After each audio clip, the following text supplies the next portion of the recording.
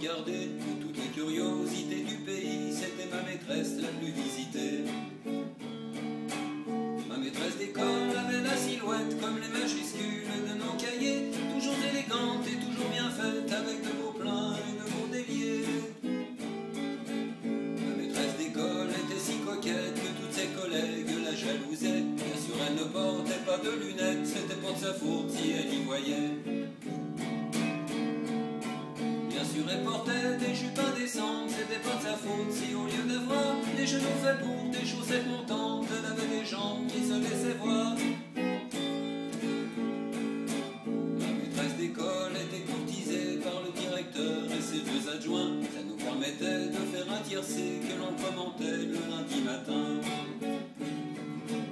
Le lundi matin, on pouvait la voir sur le porte-bagages d'un pion rayonnant. On se bousculait le long du trottoir afin d'apprécier le vélo gagnant.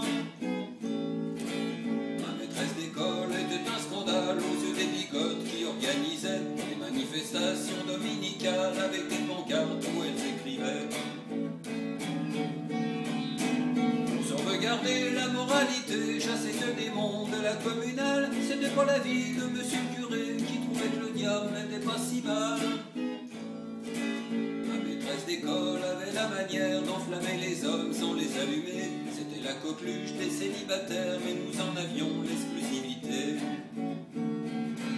J'ai la larme à l'œil lorsque je repense à ce dernier jour de l'année scolaire. Pas un à crier vive les vacances quand elle est partie sur son petit scooter. Ma maîtresse d'école était si jolie qu'on venait de loin pour la regarder.